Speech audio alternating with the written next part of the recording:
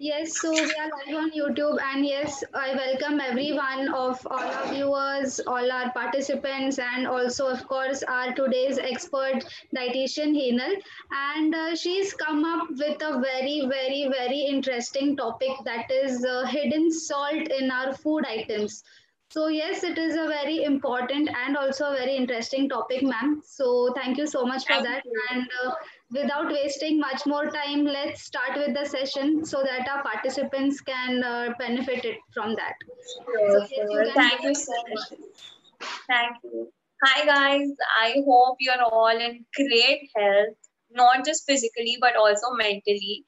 And thank you so much for joining in for the session. I am dietitian Henal Doshi, and besides that, I'm also a holistic health coach. I'm based in Mumbai, and I've done my master's as well. And I specialize with diabetes and cardiac care. Also, besides that, I am associated with Lions Club International, and I'm a consulting dietitian there. So, with the news all around the country so doomy and gloomy, being optimistic becomes really difficult, and anxiety starts creeping in. Anxiety, or in common language, what you could also call is chinta, or overthinking, or just being stressed out, also temporarily raises your blood pressure. And over time, with this continuous pressure, what happens is your blood vessels, your heart, and your kidney, they also get damaged over time. So, in addition, when you're very stressed and anxious, you tend to, start developing unhealthy eating habits such as overeating, which is again associated with high blood pressure. And when you're, in such a state of mind where you're anxious, where you just don't know what's going to happen next, you tend to, put your hand forward towards eating junk food or some namkeen or, some crap thing, which is again going to increase your blood pressure. So we all know कि ज़्यादा नमक खाने से blood pressure बढ़ता है. So let me just explain कि ये कैसे होता है in short. What happens is कि आपकी kidney blood pressure को control करने में help करती है. What it does is extra पानी जो होता है body में से उसको filter out करके उसको body में से निकालती है. Now salt contains sodium और sodium पानी को खींचता है. तो जब भी आपके bloodstream में ज़्यादा sodium होता है, it pulls out all the water back into the bloodstream और आपका blood pressure बढ़ने लगता है. Now, as and how the pressure starts building up, ज़्यादा as and how the pressure starts building up, what happens next is the blood vessels को ज़्यादा काम करना पड़ता है. And when it starts working more, the walls start thickening up, and the walls also become less elastic, because of which the blood pressure again starts on increasing. So that is how eating more salt is going to cause the entire blood pressure havoc in your system.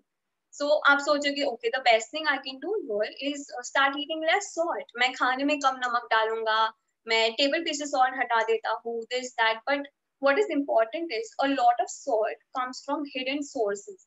यानी कि आपको पता भी नहीं होगा that this particular ingredient में नमक डलता है, because not necessary कि ये सारी चीजें salty taste करेंगी.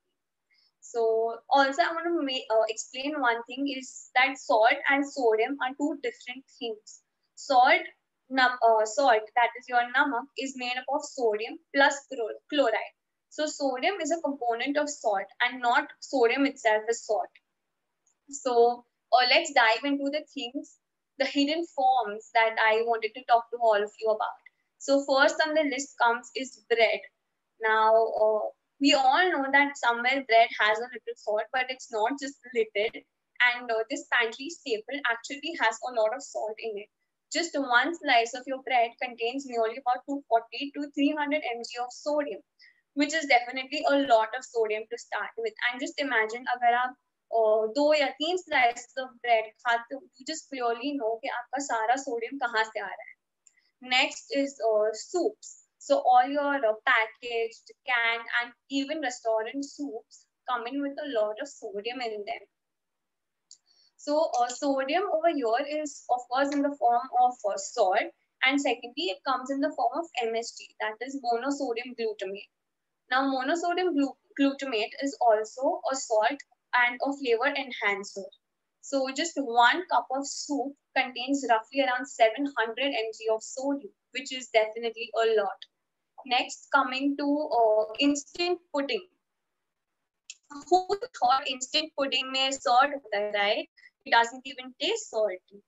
But instant pudding में salt again is in the form of disodium phosphate and tetrasodium diphosphate. Here, the main thing that salt does is to give it the texture, or जो thickening होता है instant pudding का is very quickly. So that is the work of sodium in this particular product. So just half a cup of your instant pudding has roughly around 350 mg of salt. So of sodium, sorry. So the best thing to do here is to stick to your regular pudding mixture and avoid using instant pudding mixes. Next, I want to come to paneer. Yes, your cottage cheese does contain a lot of sodium. Normally, we are always told that paneer is healthy. Of course, it is healthy. It is a protein-packed, calcium-rich ingredient. But also, the paneer that you buy from outside contains a lot of sodium. Just 100 grams, roughly around 100 grams of paneer contains nearly 350 mg of sodium. So what to do then? The basic idea over here is that you can take your paneer piece and rinse it under running water for a couple of minutes and drain it off. This is going to help dissolve some of the salt or the sodium in the paneer, and at least 60 to 70% of the sodium will be removed out, or else you could just make your paneer at home fresh, and that's the best thing to do. Next, we move on to canned juices, your vegetable juices. Vegetable juices are again a very, very nutritious way to pack in more vegetables and up your nutrient game. But also it is very important that you check the labels behind these juices, because you never know, are you pouring in nutrients or are you just pouring in a lot of sodium in your system?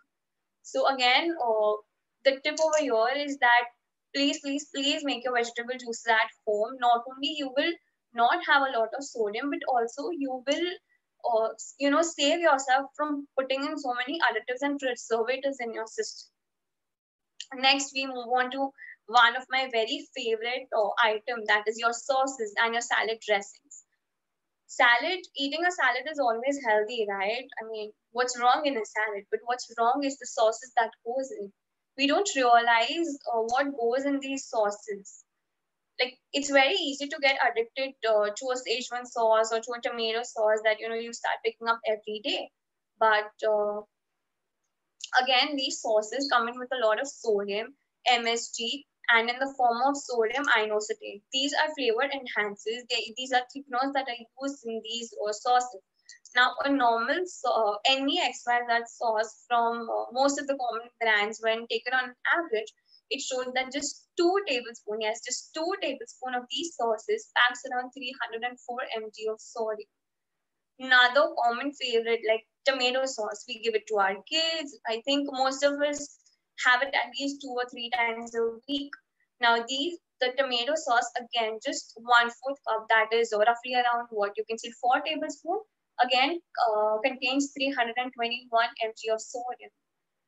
Your Chinese foods, definitely they do contain MSG, but also soy sauce is one of the saltiest sauces present, and just 1 tablespoon, 15 ml of your soy sauce contains 1024 mg of sodium.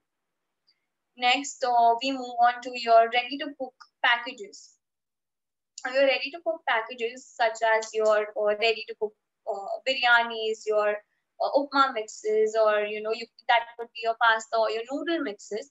These definitely are very convenient to cook with the busy schedules that we have. But what we forget is that convenience always comes with a cost, and the cost here is that you are also pouring in a lot of sodium, because these things, they need to be preserved for a longer time. So just the 30 to 40 gram of this premix is going to give you 600 mg of sodium. These ready-to-cook foods are the foods in which you just need to add a little water and cook it on your stove top, and that is going to give you 600 mg of sodium. Can you beat that? So I think what a better option you want to do is, if you are very busy during your weekdays and you don't get enough time to cook your own meals, you could just meal prep and cook partially your food on the weekends, and that is going to help you to save time on your weekdays, and you actually don't have to survive on these ready-to-cook mixes. Next is your processed cheese. Again, this has become a pantry essential in today's world, And an ingredient so versatile that you mix it with any XYZ thing and it's going to just uplift the taste of that particular item. Now, in processed cheese, what happens is that sodium is used in the form of sodium diphosphate. Here, sodium, the main role that it plays is to provide the consistency and the uniformity in the processed cheese. So, what I would just suggest is you could enjoy your cheese in moderation, but yeah, if you want to indulge in it, you could move towards using natural sources of cheese, such as you could do a feta cheese, you could do mozzarella cheese, or you could stick to cheddar or even Swiss cheese. So these are much healthier variants of cheese that you could enjoy on everyday or times. Next is your sandwiches, your burgers or rolls. Every time you pick up a menu card with junk food on it, you feel that, okay, come on, sandwich is going to be healthy or a burger because it's packed with veggies, right? No, but when you look at this multi-ingredient item, you forget to look at the bread that goes in, the sauces that are going to go in, plus the processed cheese, processed meat that is going to go in. All these ingredients together are going to add up to the sodium and load your system with it. So what you could do here is to avoid the excess sodium that goes in. Firstly, you could always ask the vendor to put a little lesser sauces in your sandwich or in your burger. You could do an open toast, so that eliminates the top bread completely. For a sandwich, you could pick up unprocessed ingredients, such as you could do avocado toast with tomatoes, or just raw veggies on the top with olives and some natural cheese that I mentioned. Or you could do like a bunless burger, which is going to completely eliminate the sodium that is coming from the bun. So these are some healthier variants that you could do when you're playing around with your junk food. Lastly, I want to talk about the cold cuts and the cured meats. So these meats are naturally very high in salt, and in addition, they're also packed with a lot of sodium-based preservatives and additives. Also, these are pumped in with brine solutions or saline solutions to keep them plump and fresh. So the takeaway here I would give is to enjoy them in moderation as an occasional treat and not let them become like an everyday affair. So looking at the items that I just mentioned, I'm sure most of us, clearly cross the maximum recommendation border of sodium, which is 2,300 mg of sodium. 2,300 of mg sodium is going to equate to nearly 1 teaspoon of salt, one leveled teaspoon of salt. That's it. So now you definitely know that your salt is not coming from the salt that you are adding to your food. It's mainly coming from this hidden sources that I just spoke about. So what is important is that you look at the labels behind all these items while doing your grocery shopping, because not every brand, not every product is created equal. There are products in the market with low sodium or less salt, even no salt in today's time.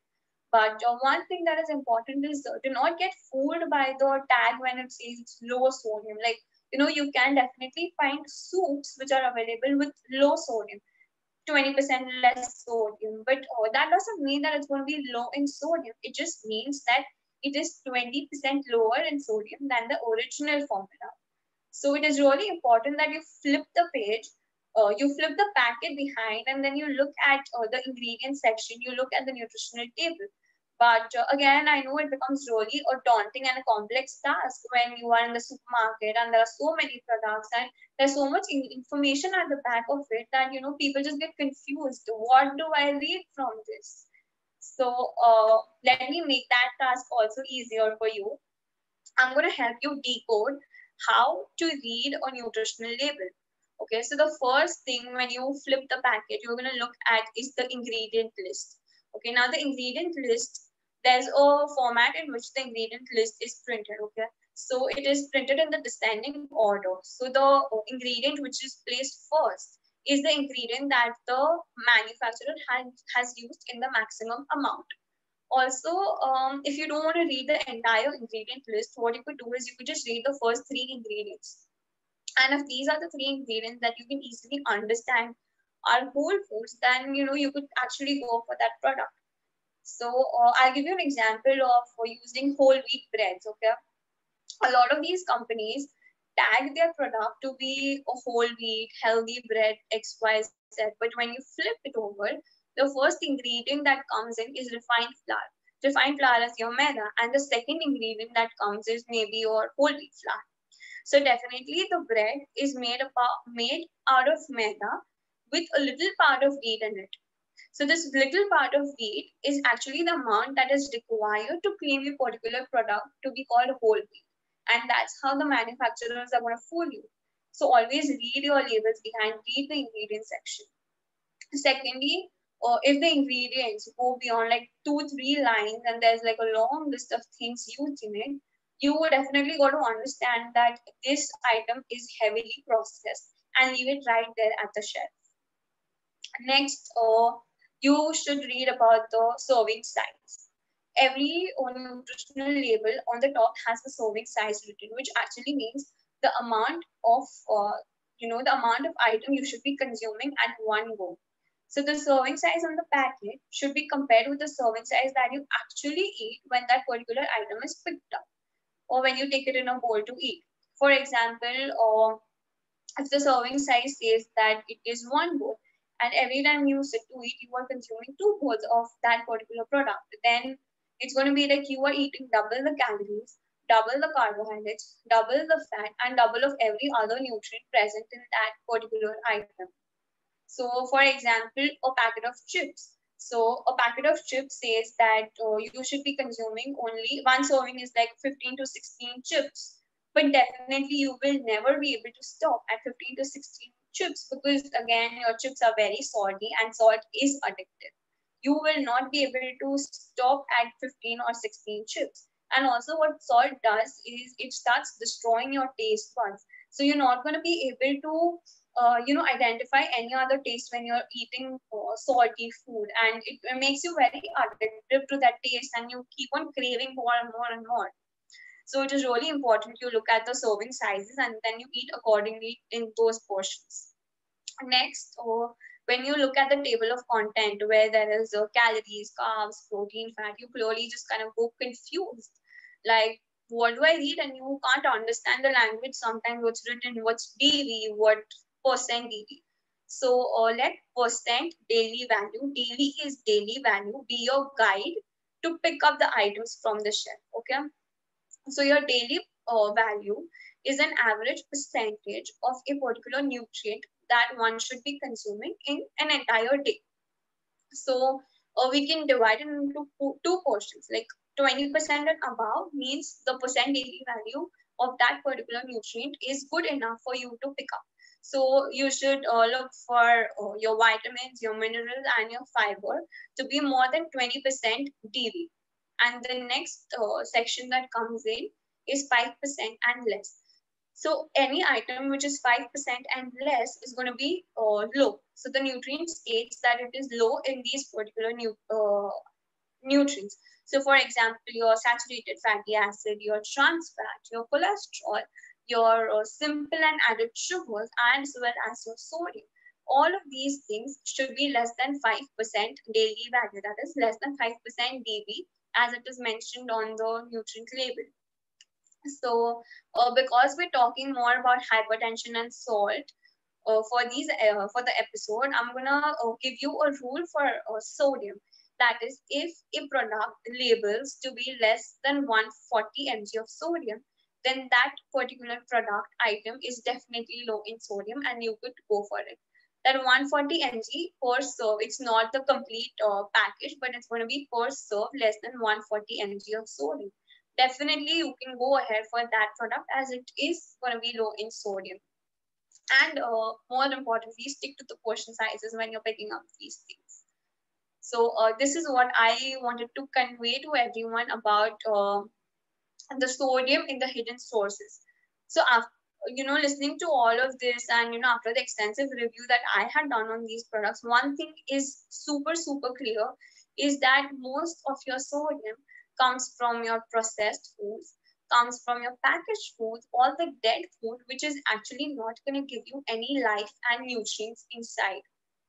And if you can minimize the intake of these items, and shift to more live food such as your fruits and vegetables, your seeds, your nuts, your whole grain, you are definitely going to get that dose of sodium that you require. Because besides sodium raising your blood pressure, sodium is also a very vital nutrient for our system. So you don't need to be scared of sodium. You just need to be very conscious about the sources that you're, extracting your sodium from. And secondly, I all considering the current situation, the current scenario about the whole coronavirus outbreak, I also wanted to mention this one small thing is that excessive sodium also hampers your immune system. It also goes and destroys your immune cells, and your immunity is the only thing that is helping you right now to ward off the virus. So my only takeaway message from the whole session that I've given is that please, please, please stay away from your packaged foods, your dead food, what I call, all your processed items, and make a shift towards consuming more of alive food, your fruits and vegetables, your seeds, your nuts. Not only are they low in sodium, but also they're going to give you a host of nutrients along with them. So I would like to end my session with this. And I hope what I wanted to share with everyone has been reached, has been conveyed. And do let me know if there are any doubts, any queries down in the comment section. Or you could easily connect with me down in the comment section, and I'm here to answer all your queries. I hope you guys enjoyed watching. Yes, thank you so much, ma'am, for such an informative session and letting us know how to read the labels on the food packed foods and everything. So yes, we have some questions from our viewers. So our first Okay. question is from Mrs. Anamika, and she's Okay. asking, can you suggest some alternatives for salt which are healthy? Okay. So salt, any XYZ salt is going to contain sodium in it, okay? Because sodium is a part of salt. So the only way we differentiate these to be healthy or like a better salt is based on what other trace nutrients they are going to offer us in addition with sodium and chloride. So one is that you can move on to pink Himalayan salt, which is the best form of salt available right now as it is unrefined. And opting for potassium based salt is also an option. But for that, I think, you should first check with your doctor and also check your blood reports as to how your electrolytes are, because maintaining an electrolyte balance in your body is really important, or else it's going to go and hamper all your other systems. So at the present, you could shift to pink Himalayan salt. Okay, thank you so much. Okay, we have our next question is from Mrs. Preeti. So she's asking, is pink salt better than the ones which we use like the Tata iodine salt and all? Okay. Hi Preeti, I hope you enjoyed the session, and your question has been answered in my earlier answer itself. Pink Himalayan salt is 100% better than using the refined salts from Tata or any XYZ company. So yeah, you could shift to pink Himalayan salt. Okay, so our next question is from Mrs. Usha Shah, and even she is asking that which salt is good for consumption. So, Pink Himalayan salt is what you should all stick to. And pink Himalayan salt is not as same as your Sindhav Namak. Please be very careful about that. Pink Himalayan salt or rock salt, you could stick to either of these two. okay. Next question is from Mohan Godke, and he is asking that what is the effect shown on our body if we take extra salt? Extra salt is, I think he's missed the earlier part. So when you're gonna have excessive salt in your system, what salt does is kidney जो हमारा पानी filter out कर रहा है, salt is going to take that water back in the system. तो आपका blood, if I tell you in simple language, blood पतला हो जाता है, and that's going to increase the pressure. Imagine it to be like a pipe. जब ये pipe का size छोटा है and the force that is going from the water. So similarly, आपकी arteries पतली है और जब blood का force is increasing, it's going to create a high blood pressure. It's going to make them less elastic, and over time आपके heart को भी ज़्यादा काम करना पड़ेगा. So when your heart is working faster, and probably your blood cannot reach all the organs because of the high blood pressure. तो जब भी वो heart को कम blood, oxygen और nutrients पहुंचता है, you could either have pain in your heart, which is called angina, or you could also have a heart attack. If less blood reaches your brain, you could have a stroke. So of course, excessive salt is going to have a lot of problems and disturbances in your system. Okay, I and hope your question has been answered. yes, and he is also asking that can we completely avoid eating packed foods? Yes, you can definitely completely avoid eating packaged foods. I don't think we need to rely on those items. So if you could do that, if you can achieve completely eliminating packaged foods from your diet, I think there's nothing better than that.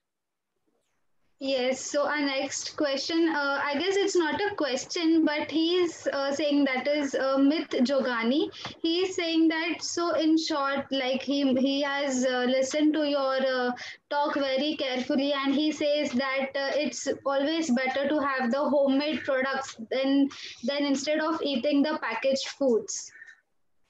Absolutely. Hi.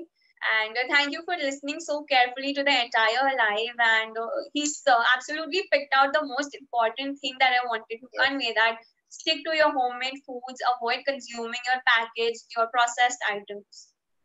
Because Yes. definitely when you cook your food at home, the amount of salt that you put is going to be low only as compared to the processed items. Right, right. And yes, our last question is from Okay. Rohan Mehta, and he is asking, as you suggest, nuts are good. How about salted nuts? Are they good? Can we consume those? Okay. So nuts are definitely very beneficial to your body. They provide you with a lot of micronutrients that are required for various enzymatic reactions that happen in the body. So enjoying your salted nuts once in a while is okay, but there's no necessity to add that additional salt again to your system. Rather, if you want, you could actually flavor your nuts with maybe chili and lime, or you also get these pudina flavored nuts nowadays. So instead of putting a lot of salt in them, you could use all these things to flavor your nuts. Okay. And next question is from Tejas, and she's asking that are food labeled as low sodium or reduced sodium good? Okay, so foods that are always labeled as reduced sodium, low salt are not always good, as I mentioned. So, for example, there could be a product which has 1000 mg of sodium initially, and after mentioning that it is now 20% lesser in salt, it is still 800 mg of sodium in it. So 800 mg of sodium is still high as mentioned by the FDA rules. So you always have to flip the packet, see the nutrient content, and for you to pick up an ingredient item as a low salt or low sodium, the nutrition label will be suggesting that the sodium content per serve in that particular ingredient item product is going to be 140 mg or less. So only then it's going to be labeled as a low sodium item. Okay, so our last question is from Kartiki Kasbe, and she is asking, does salt affect accordingly to the person's immunity?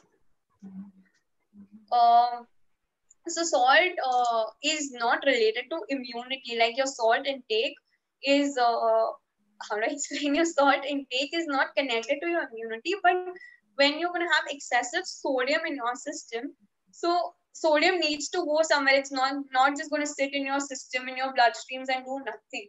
So it goes and starts attacking your immune cells. It goes and starts playing around with those cells, and or derailing them from what they're actually supposed to do. Also, they release something called as glucocorticoids, which again hamper the immune system. So, in a way, yes, your excessive sodium intake is going to affect your immune system, but that's going to happen after a really long time of excess sodium consumption. So, yes. Okay, so yes, that was all questions from our viewers, and I hope they must have got their answered and also their queries cleared very well. And thank you so much, ma'am, for answering the questions so briefly. So, yes, Thank thank you you. so much, all our viewers, to getting us your queries. And I know it was a very helpful and a very beneficial session for every one of us. So thank you so much. And last but not the least, for all our viewers, I would like to say that you can subscribe our channel Just for Hearts on YouTube and also press the bell icons below so that you can get the upcoming session notifications and you can join us regularly on that as you are coming up with many sessions related to hypertension regularly. So yes, thank you so much for such a wonderful session. And also, we have a session in the evening at 7 o'clock, 7 to 8, and that is that to know your foods, that is higher rich fiber foods. So even that is a very very important topic, I guess, for all our viewers. So you can join us there also. And if you have any questions related to diet, you can ask there also. So yes, thank you so much. Have a good day, and thank you, Henal ma'am, for such a wonderful session. Thank you, Yogita, and thank you everyone for listening to me so patiently. And I hope all your questions, queries, everything has been solved. And if there is still that pops up in your mind, or you could come and just type it in the comment section. I would be more than happy to answer them. And thank you, Just for Hearts, for also giving me this opportunity. Yes, thank you so much. Thank Thank you. you.